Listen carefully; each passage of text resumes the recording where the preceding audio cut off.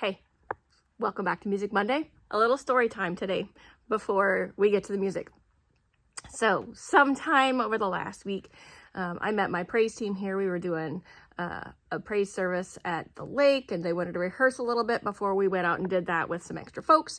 And so I was waiting for them to show up, and I was running through some music that I have not aired out in public because it's hard. And so they came in and heard me practicing.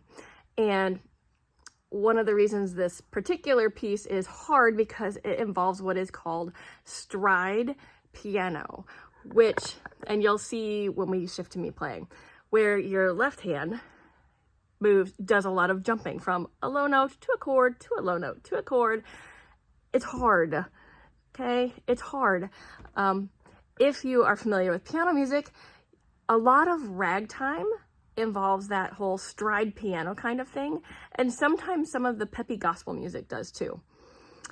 And so that got me thinking this morning. I was like, oh, well, it's hot.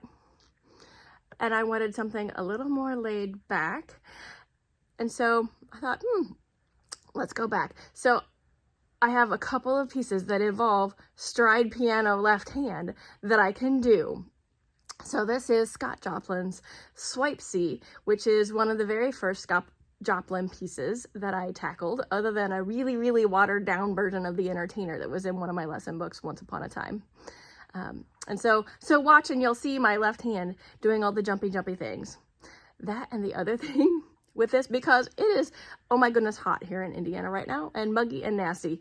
And so any of the ragtime type things makes me think of the Deep South and having a little mint julep in hand and fans and all that. And that's just sort of the way everything feels around here right now. So imagine having a nice cool drink in hand, something icy or a snow cone or whatever your favorite, hey, I need to cool off thing is. And then watch the left hand for the whole stride thing. See you next time.